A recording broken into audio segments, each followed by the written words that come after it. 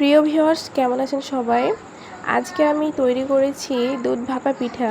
এই পিঠাটা আমি 7 খোপলাই তৈরি করেছি। তো কিভাবে তৈরি করেছি দেখে নিন। এখানে আমি নিয়ে নিয়েছি পরিমাণ মতো চালের গুঁড়া, দিয়ে দিলাম স্বাদ মতো লবণ। এখন আমি এখানে অল্প অল্প করে পানি দিয়ে একটি ডো তৈরি করে নেব।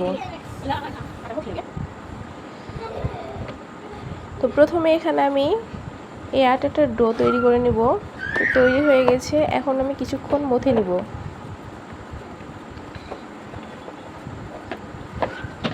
ডোটি মথা হয়ে গেলে আবারও অল্প অল্প করে পানি দিয়ে এর একটি মিশ্রণ তৈরি করে নিব।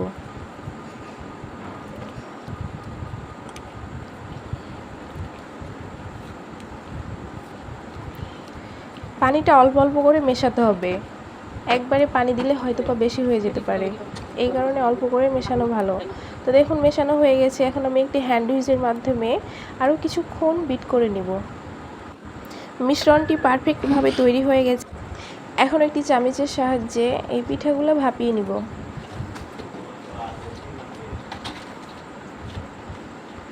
চুলায় একটি আমি 7 খোপলা বসিয়ে দিয়েছি।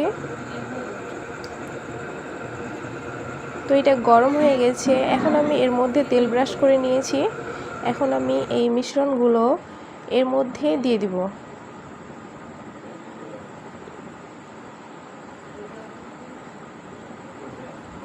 দেখতেই পাচ্ছেন এখানে 7টি খোপলা করা আছে।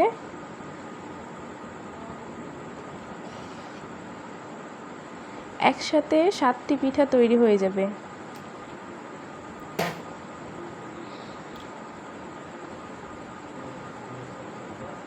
এখন আমি একটি ঢাকনা দিয়ে ঢেকে দিলাম। চলে আসলাম কিছুক্ষণ পর, পিঠাগুলো তৈরি হয়ে গেছে। এখন আমি একটি পাত্রে তুলে নিলাম। তোলা হয়ে গেছে, দেখতেই পাচ্ছেন কত। এখন আমি দুধের সেরায় ডুবিয়ে দিব।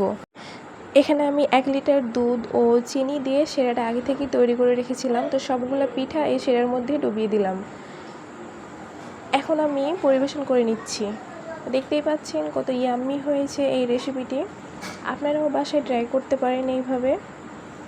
ভিডিওটি ভালো লাগলে অবশ্যই লাইক, কমেন্ট, শেয়ার করে দিবেন। সবাই ভালো থাকবেন। আল্লাহ হাফেজ।